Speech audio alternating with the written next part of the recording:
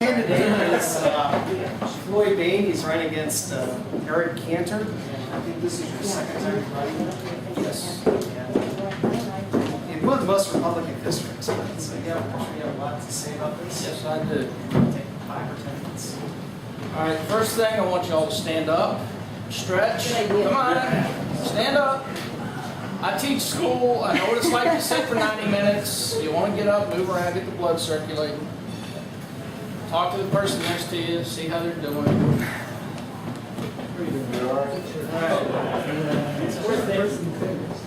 Just don't leave. Come back.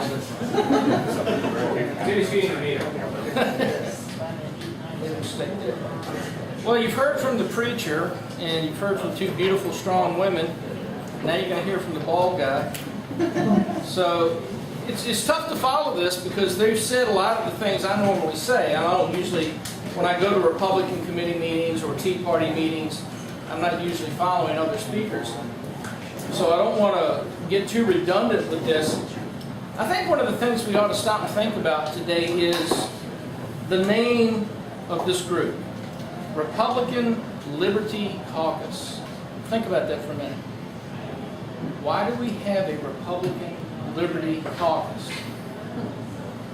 Seriously, it's not rhetorical. Can anybody answer that? Why do we have a Republican Liberty Caucus? We've got enough forces apart. Say again? We've got enough forces apart. Yes, you are absolutely correct, sir. Give him a cheroot. All right. We stand up here. Mr. Jackson did it. My compatriots have done it. I'm going to do it too. And we talk about the evil that is Barack Obama and his administration. And rightly so. We should talk about it.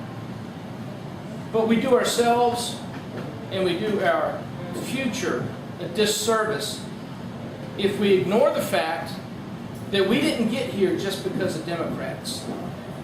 Okay? We're not in this mess just because Democrats love big government and they like to spend money and they like to control every aspect of our lives.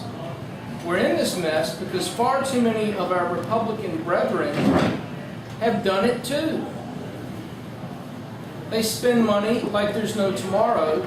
At the same time they're complaining about social welfare programs being unconstitutional and unsustainable, they don't have a problem with, for instance, renewing the charter for the Export-Import Bank, which is nothing more than corporate welfare. Well, guess who voted for that? Eric Cantor. In fact, he worked in a bipartisan fashion with Steny Hoyer to get that done. Well, let me ask you folks, when it comes to the Constitution, and I have read it, and I do understand it, are you willing to compromise on your liberties? Now, if Robert Kenyon and I want to discuss where we're going to go to eat after this, and he wants to go eat Italian, and I want to go eat Chinese, but we settle on Mexican, that's a compromise I'm willing to live with. But if we're going to talk about, well, should the federal government be spending $146 million more of your money to bail out businesses that can't run themselves properly, are you willing to compromise on that? Or do you want someone representing you who's going to compromise on that? Because every time we have one of these little compromises, oh, it's only 146, no, it's only 5 billion, oh, it's only 55 billion, it adds up. And it, not only do the figures add up, but the attitude of, well, I know it's not constitutional, but it's really not that big a deal. We'll fix it later. Folks, we're in this mess because people have ignored the Constitution. Now, I've never been in the military like Karen has. I never swore that oath. But I can tell you this. As a man who's been married for over 30 years, who swore an oath in front of a bunch of witnesses to be faithful to his wife, I think oaths do mean something. And if you say it, you ought to mean it. And if I raise my hand and swear to uphold and defend the Constitution, you have my word that that's exactly what I'm going to do. Now, Karen spoke for a minute about the Republican creed. One of the problems I have, I got angry with the Republican Party years ago. You probably know in 2010 I ran as an independent. A lot of people ask me, well, why'd you leave the party? I've always voted Republican. Why are you doing this independent thing? And it's exactly because the party quit doing what it said it was supposed to do. And I got to the point where I felt like, well, who do I trust? Who do I believe in? If your house is broken into and somebody steals your TV, who do you call? Police? Don't you call the police to make a report? Because you trust the police. The police are going to find out who did it. They're going to get your TV back, or at the very least, we're going to prosecute the guy that stole it. Well, after the police officer's through writing the report, before he leaves, he takes your stereo with him. Well, now who do you call? You've called the person you trusted to do the right thing and help you fix this problem, and he's screwing you too. So who do you trust? Well, after the last election, I had a lot of people email me and call me and say, Floyd, we really wish you'd come back to the party. We think your best chance of beating Cantor's in a primary, and we'd like to support you. Because I didn't get a lot of support last time from Republicans because that split the vote argument. I know you've all heard it. If I vote for you, the Democrat will get elected. Okay. The fact is, my campaign manager and I and some other folks sat down, we talked about it, we thought, yeah, okay, this is the best way to go about it. Because ultimately, the bottom line to all this is, we have to get rid of these people who don't seem to mind undermining the Constitution. Whether they have a D next to their name or an R next to their name is completely irrelevant to me. What is relevant is what do they vote on. And if they prove to me that they don't care a whit about the Constitution, then they need to go. And we need to start paying attention to who they are, even in our own party, and hold them accountable. Well, how do you do that, Floyd? How do you hold someone accountable? I heard so many people last time, well, you know, Eric Cantor's reelected. We're going to hold his feet to the fire. We're going to make him do what he said. He's a young gun now. He's seen the error of his ways. He's got it. He gets it now. But who'd you vote for? I voted for Eric Cantor again. Is that holding him accountable? All you're saying to that guy is, you know, I'm going to wag my finger at you and I'm going to tell you not to do something, and if you do it again, well, you know what? I'm going to wag my finger again and tell you not to do it again. How's that fixing anything? We've got to send a message. Look at the three of us. You get the three of us from Central Virginia in Congress and think of the changes that can be made. Three liberty-conscious candidates who actually care about the Constitution. Three people who are not going to be pushed around and bullied. I've had people ask me, well, Floyd, you know, the party establishment is going to try to intimidate you. They're going to tell you what they expect you to do. Well, you know what? I've refereed ice hockey for 15 years. There's not a word or a name you can call me or a thing you can... I've had pucks shot at me. You're not going to do anything to intimidate me. It's just not going to happen. So when I get to Washington, D.C., it's going to be about our agenda, not their agenda. The Republican creed says that the fiscal responsibility and budgetary restraints must be exercised at all levels of government. That's our creed. TARP.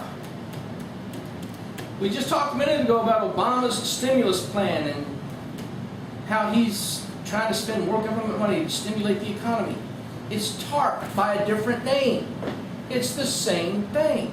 Your tax dollars bailing out businesses in the private sector who don't know how to run their business. I've been a business owner. My family and I, right out of high school, I went into the family grocery business. We owned 3 stores at one time. So I know how to run a business, I know how to do a payroll, and I know that there are times when you have to cut expenditures to stay afloat. The only difference between my budget and the budget in Washington, D.C. is the number of zeros. It's the same principles. They try to tell us, oh, it's entirely too complicated. You little peons out in flyover country can't possibly comprehend the subtleties of the budgetary process. Yeah, I can. It's real simple. You're spending $50 billion, you're taking in $40 billion. It don't work. You gotta stop doing it. PEPFAR, President's Emergency Plan for AIDS Relief. Anybody remember that one under George Bush? Cantor voted for it twice. $55 billion of your tax dollars going to Africa so they could fight AIDS over there. Now, I'm sure we all agree that AIDS is a scourge and that people should be educated about it, and those who have it should be helped. Is there anything in our Constitution that you're aware of that authorizes our federal government to do that with our tax dollars? $55 billion. It's not chump change. My opponent has raised the debt ceiling 8 times. The most recent one was last August. Under Barack Obama, he raised it $2.1 trillion.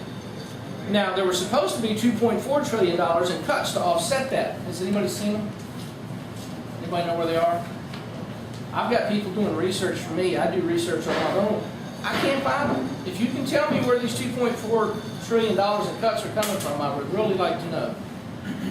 And of course, I just mentioned a minute ago that the Export-Import Bank charter has been extended yet again. So he's shown that he doesn't have a problem with spending money as long as he gets the okay from the party hierarchy. Is that the way it's supposed to work? Did he swear an oath to the Republican Party, or did he swear an oath to the Constitution? Because I'll tell you right now, and you can videotape it, you can record it, whatever you want to do. When I raise my hand and swear that oath, if the Republican Party expects me to do something contrary to that oath, I'm going to tell them to go pound sand. It's not going to happen. The federal government must preserve individual liberty by observing constitutional limitations, another part of our creed. Let's go back to 2006 and H.R. 6166, the Military Commissions Act of 2006, which gave more authority to the executive branch and military tribunals regarding U.S. citizens. It's a precursor of the NDAA. Now, Congress has abdicated its responsibilities under our Constitution by giving all these powers to the President and having all these czars that we don't even vote for and they're unaccountable to us. We need to restore Congress's authority under the Constitution. But nobody talks about that. I've got a video on my website, maybe some of you have seen it, where Eric Cantor is actually arguing with Chris Matthews about who has the right to declare war. And Eric Cantor actually stands there and argues with Matthews and a Democrat congressman, saying it's the president's responsibility to decide when we go to war. Really? This guy's representing me and he doesn't even understand that the Constitution says it's Congress's responsibility. We've talked about NDAA and what an abomination that is. So say goodbye to your 4th, 5th, and 6th Amendment rights. You can be detained on the street. Now people say, well, Floyd, that's about terrorists and terrorism. And we don't have to worry about that. We're just regular American citizens. They're not going to come lock us up. Really? Do you own a gun? Well, yeah. You retired military? Yeah. Guess what? Our Department of Homeland Security has decided that you are a potential terrorist. What an insult. Especially to our military. Anybody returning from overseas from combat duty is considered a risk to be a potential terrorist. Anybody who signed that bill and voted for it should be slapped upside their head for being that stupid and that arrogant and being that insulting to our military. H.R. 347, Federal Restricted Buildings and Grounds Improvement Act of 2011. That sounds pretty innocuous, doesn't it?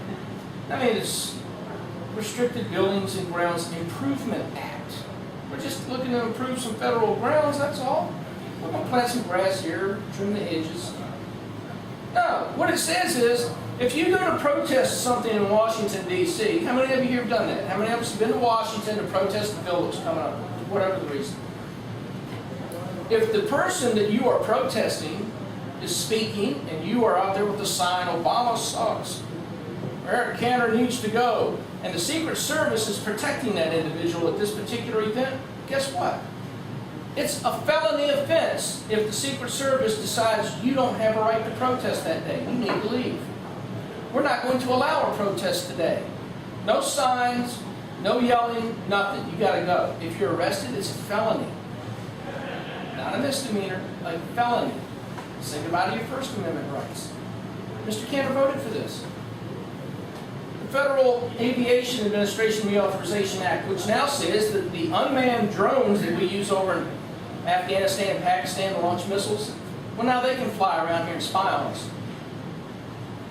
No Fourth Amendment rights, no warrant is needed, no probable cause. If they're just flying around and they happen to videotape you doing something that's illegal, well, they can charge you and arrest you. No probable cause involved. Mr. Cantor signed that. He voted for it. CISPA, Cyber Intelligence Sharing and Protection Act. How many of you like to surf the internet? Probably do a lot of your research there, don't you?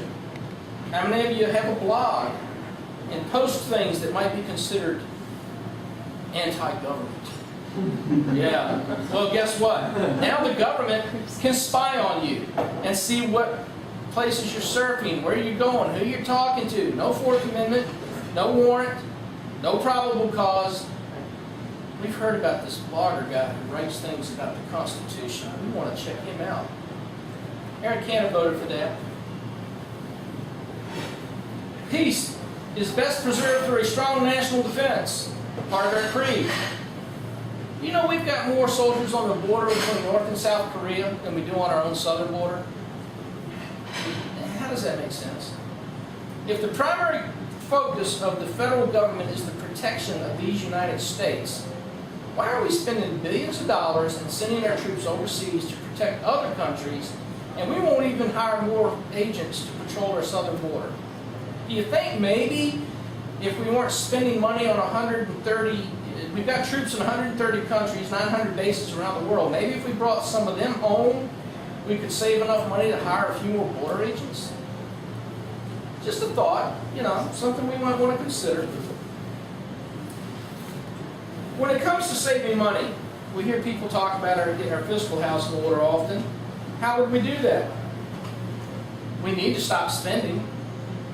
Where would we cut, Floyd? What would we stop spending money on? Well, I've got 11 pages here of bureaus, agencies, departments, and bureaucracies in the federal government that are unconstitutional, and we could get rid of them.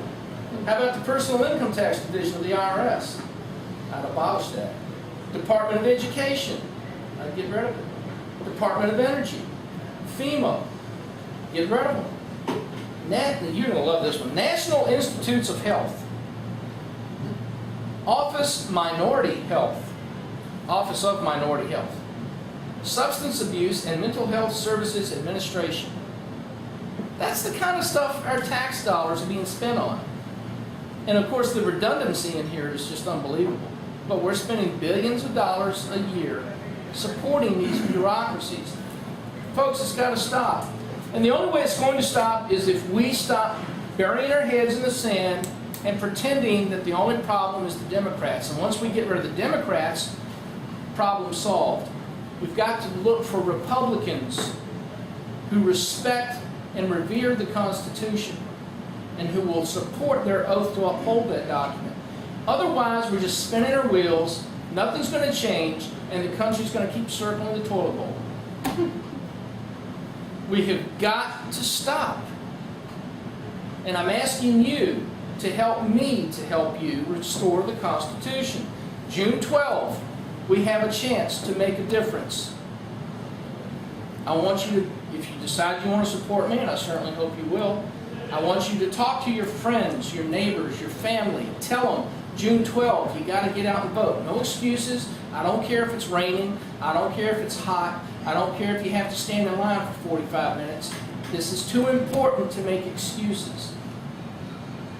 We talk about it every election cycle. We need to make some changes. We need to get good people in there. We need to get regular citizens back in Washington and restore some common sense. Well, now's your chance to do it. You got two great choices over here. I hope you agree that I'm a good choice. And if we get people like us up there working together, we can make some serious changes. Tammy's got a clipboard around here. I think we left it over here with a pen. I want you to sign up if you want to help the campaign. Give me your name and any contact information, whether you like email or physical street address or phone number. If you're willing to donate, I make no bones about it. I need your help there too. You know who I'm up against. I mean, the man, all of his faults, knows how to raise money. So I'm up against a big money machine. I need your help there so I can get my message out. So anything you can do to help is greatly appreciated. Again, June 12, I can't say that enough. You'd be amazed how many people don't know right now that there's a primary on June 12. So whenever you're talking to somebody, if they're even the least bit politically inclined or want to know what's going on in the political scene, June 12, okay? So there you have it. I'm thinking of myself as a liberty candidate because I do believe in the Constitution. I'm just a regular guy. I'm not a lawyer. Don't want to be a career politician. My family has owned a business, so I know how to run a business. Been married 30 years, 2 kids, and I just became a career changer, became a teacher. I'm substitute teaching in Chesterfield County right now. So if I can't make a difference in Congress, I'm going to try to make a difference in the education system. So if you have any questions, I'll be happy to answer them now. Yes, sir. What are your positions on the immigration, the war on drugs, and gay marriage? Well, let's do that one at a time, shall we? Immigration. I think Bonnie covered it. Yeah, she covered it really well earlier in that it's illegal. I mean, if it's illegal immigration, that word right there says it all. You don't reward bad behavior.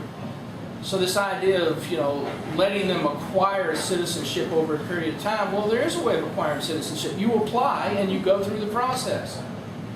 Now, we could stop illegal immigration without spending billions of dollars on a fence. There's a couple of ideas I've had. One is you take away the perks. No free benefits, no free education, no free medical care, no Social Security benefits you haven't paid into because you get paid under the table and sending all your money back home. You take away the perks, and a lot of people are going to leave on their own.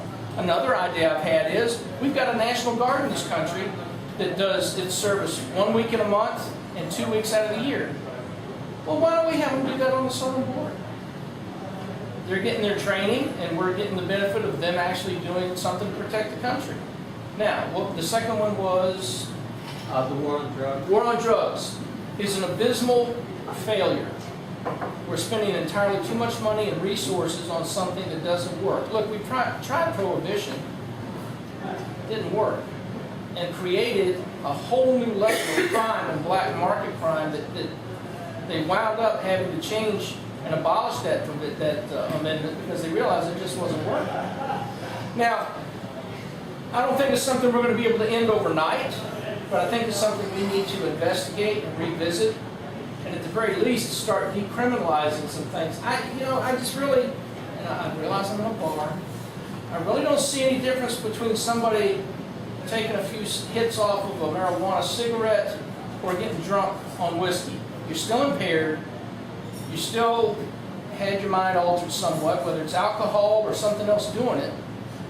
I don't care what it is. If we're going to start putting people in jail for 5 and 10 years at a time because they had a marijuana cigarette in their possession, but we're going to let a guy with a bottle of Jack Daniels go walk down the street, how does that make any sense to anybody?